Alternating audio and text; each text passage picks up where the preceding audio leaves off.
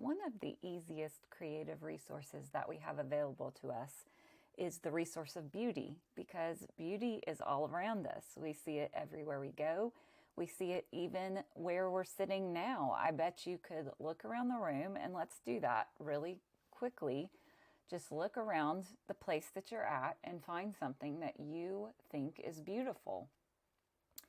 And if you will just look at that really quick, I'm going to be silent for a couple of seconds so you can get the full effect. I want you to think about how this object or this thing or even a thought that you're having makes you feel.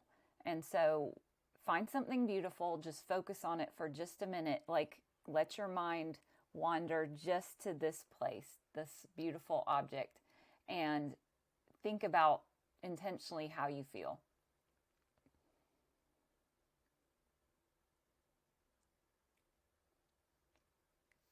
So the thing that I was looking at is a picture that I have on my wall.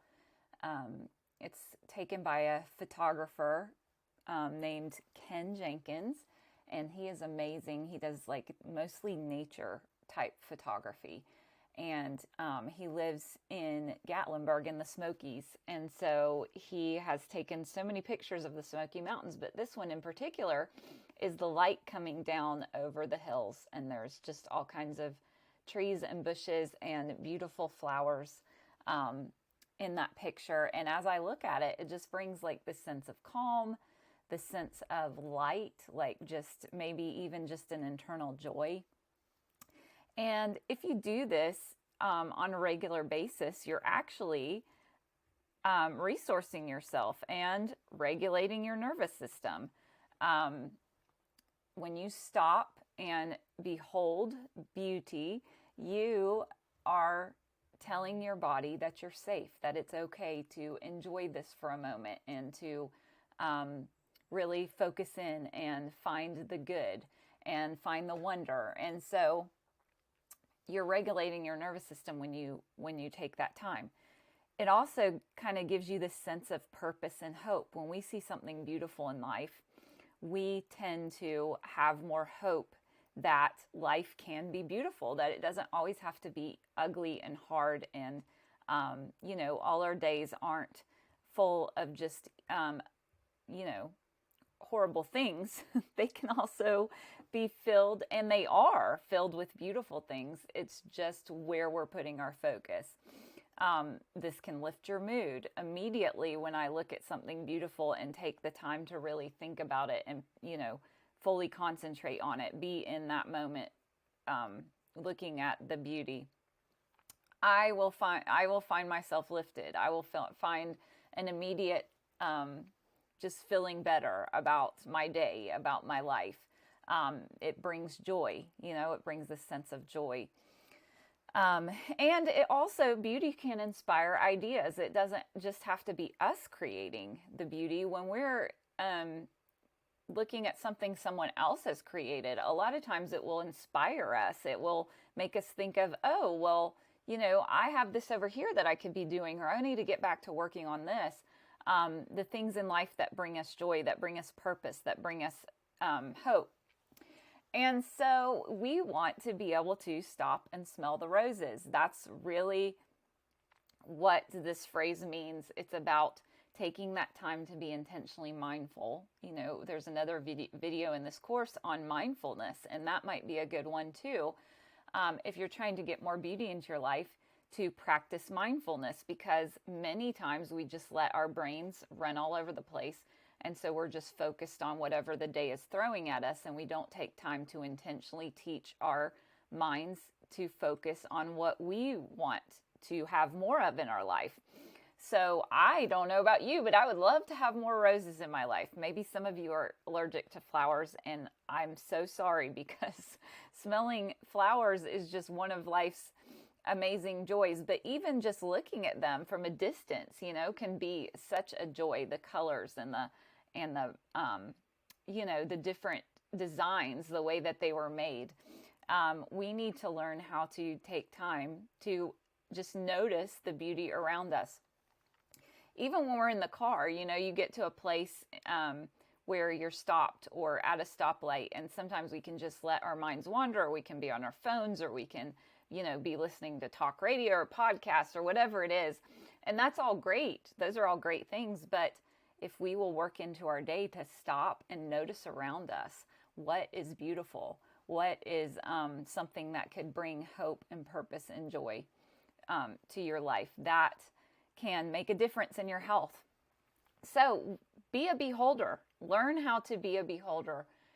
This is actually a consistent habit, another consistent habit, as most of these resources are, that we have to build into our life. And it won't be easy at first. It might even be a little bit uncomfortable. It might make us a little bit irritated. Like, I'm tired of making myself stop and look for beautiful things. That can even be a thing, especially when we're busy, when we want to just be effective, when we just want to get things done. We're rushing through our lives, getting to the next part, and not taking the time to enjoy the things that we've been given and the things that are around us. And we can teach ourselves to do that. That is something that we can change in our lives. So teach yourself to live in wonder. Find those things that just seem mundane. There are so many things in life, I feel like, that we just take for granted. And we just think that's just a normal thing that, is in every day. But if we will stop and pay attention to it, we realize, wow, this is amazing. Like, this is even a miracle. This is, you go outside and you walk.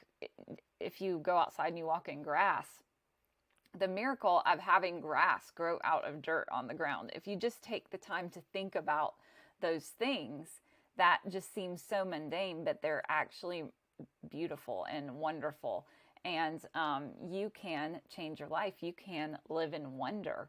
And so take the extra time that is needed to make things beautiful. I have been the worst at this, because all through my life, I was just like, that's stupid. Why would I do that? Why would I take that extra time, to wrap these gifts amazingly, or try to learn how to wrap gifts, and put decorations on them and whatever. But if you have ever received a gift, and think about the difference between when you received, this beautifully wrapped gift, or this beautifully accessorized gift, whatever it is, somebody took the time to make that look so special. And I'm not talking about the type that, you go to the department store and they wrap them for you and give it to you. I'm just talking about people who have taken the time to beautify things like that. And time and effort equals love, So you feel, I'm not going to say you feel more loved by the wrapping of a gift, but I mean, there's a difference, I think, between receiving this beautiful thing and then just receiving something like thrown into a bag, It's the same thing with like cooking. I used to always be like, that's so dumb. Why would I take all this time to make a meal look good? Like, it's just all going to the same place. We're going to be chewing it up. It's going to go into our digestive system and come out. And eventually, so why would I go to all that trouble? But have you ever eaten a meal that looks amazing and delicious? There's just something different that happens in your brain when it looks amazingly appetizing, and when somebody just throws you a plate of food. There is a difference to that. And so take that extra time in life to beautify things. I have, one of the ways that I've done this is telling myself, like, okay, it's going to take me 5 extra minutes or 10 extra minutes to make this, 10 times better than it is, that's something that I can take the time to do. Like that, what am I going to use that extra 5 or 10 minutes for? Scrolling on my phone later, like it is worth taking those extra minutes to make something special and make something beautiful. I know my best nights of sleep come after I take the time at night to do a routine and get into my pajamas and wash my face and brush my teeth, and then, put the diffuser on and turn my little twinkle lights on. Just taking those extra moments to make it feel a little bit more special. Beautify things. that's actually an investment into your health. It's not a waste of time.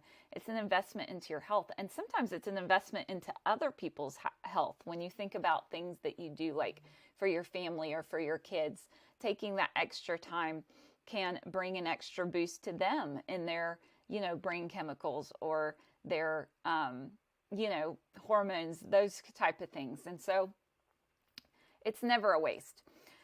I am learning that, and this is one of the resources I'm still practicing and being consistent with. Explore your creativity, because you can create beauty.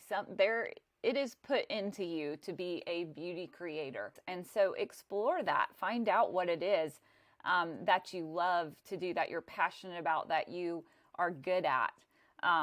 It might not be art. It might not be music. It might not be beautifying, houses or knowing how furniture works together, or fashion, or it might be baking. I'm not saying baking. So explore that. Try different things, and figure out what that is that you have in you. Above all, we need to realize that life is hard. We're not trying to use beauty as a bypass, right? We're not trying to be like, life is beautiful, and I'll just focus on the beauty and I'll ignore all these things that are hard or not so fun or whatever. Life is hard. We have to deal with it, and we have a lot of responsibilities when it comes to that, to that take up our focus. And so we need to realize that, and life is beautiful. It's not or life is beautiful. It's and life is beautiful. It is hard, and it is beautiful at the same time. And so even when hard things are going on, and this is a great resource to use, when hard things are going on, you can find the beauty. I know the other day I was driving a long distance to look at a vehicle with my husband. And we were going through this town, and I was just getting really anxious. I was just in a new place, and it was a busy place, and it was dysregulating me. And we stopped at this stoplight, and I looked over. We were in this little town. People were everywhere. But I looked over, and somebody had planted like just a little row of like purple flowers. And I just focused on those flowers, and I felt my system settling, felt my body settling. Finding the beauty in life helps you in your health. So what are some supplies we can use to help us to learn this habit? One of the first things I think helps is finding things that finding pictures of things, or finding renderings of things that can inspire us to look around for more beauty. So one of the resources that I use to do that is Pinterest. Pinterest is an app that you can get on your phone. You can also go to it on your computer, but it usually works better if you use it on your phone. And there's all kinds of things on there. It's like looking through an endless magazine, honestly. But you can take these little, what they call pins, which is basically just I don't want to say screenshot, because sometimes it's videos, but it basically is something that will lead you to a website. Like a lot of times you can click on it and go to a website and read more about it, or learn how to do it, or whatever. And so you pin those things to what your boards, and the concept is like, if you had, to cut out magazine stuff that we liked and put on like a cork board or something, you'd pin it, whatever. That's kind of the concept. And so it's just a good way to find beauty and to find out like what you like, what you don't like, those type of things. You can also get great like recipes. There's all kinds of stuff on there that is so good. But another way to do that is magazines. I know we don't do magazines a lot anymore because of technology and because of the internet, but certain magazines are a great way to find beauty. You open up, a Better Homes and Gardens, or, a Martha Stewart, or I used to get this one called simple or something. It was just simple ideas for life in the home. But a lot of times, some of these homes, you'll find homes that people have just made amazing and made beautiful, and it can just inspire ideas. And I always tell my husband, we try not to live around here too much like our home could fit into a magazine, because we live here, like we want to enjoy our space. But at the same time, I like to have a little bit of that when I clean up my house, and when it's at its perfect state, I want it to look a little bit like it could go in a magazine. You know what I mean? And so just the beauty of that is something that brings peace and joy and some happiness. And so magazines are other places where you can find those. And you can still find magazines in stores. You can actually get subscriptions still, I think. We just don't, we have so much access to the internet now. But if you don't want to go that route, you can certainly check into magazines. Also books. There's certain books in the library that are just dedicated to beauty, whether it's homes, whether it's gardens, whether it's, flowers, whether it is places to go in the world, pictures of different things. There's just so many places to find beauty. Pictures, that's a good place to start. You can find art even in your nearest thrift store, but pictures take us sometimes into another place, just kind of like books do, which we're going to be talking about books as well in one of these videos. But pictures can really help you to enjoy beauty and inspire beauty and inspire that nervous system regulation. And so just like I was talking about the picture that I have on my wall, which I have several of Ken Jenkins' photography art, I totally recommend him as a, like if you're looking for nature photography art, he's just incredible, like incredible. Like every picture I look at that he's taken, I just am just in awe, and it's just complete wonder. So I love to have some of those around my house.